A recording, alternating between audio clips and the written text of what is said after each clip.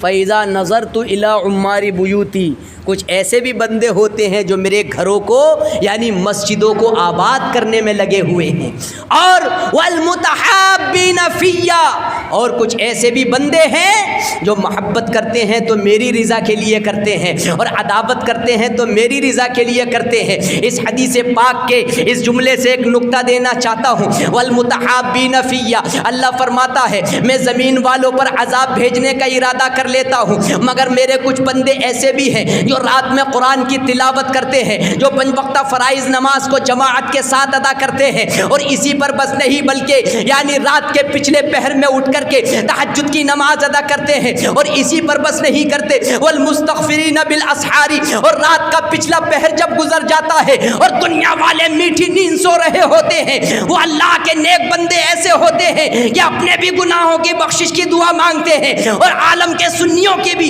گناہوں کی بخشش کی دعا مانگتے ہیں۔ تو اللہ فرماتا ہے ان نیک بندوں کے صدقے میں گناہگاروں کی بھی بخشش فرما دیتا ہوں اور عذاب ٹال دیا کرتا ہوں۔ صرفت عنہم عذابی، میں ان سے اپنا عذاب دفع اور رفع کر لیا کرتا ہوں۔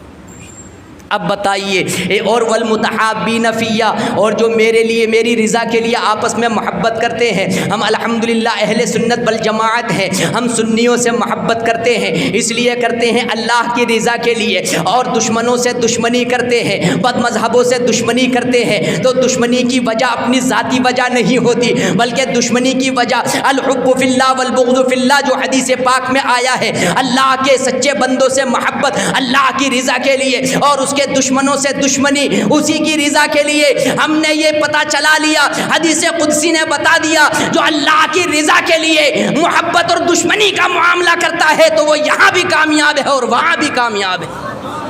الحب فی اللہ والبغض فی اللہ، صرفت عنہم عذابی۔ اور ایک روایت کے اندر یہ بھی بتایا گیا، میرے آقا کے مرتبے کا معاملہ تو بڑے آگے کا معاملہ ہے، ذرا اور بھی دیکھیں اولیاء کاملین کے معاملے کے بارے میں فرمایا گیا،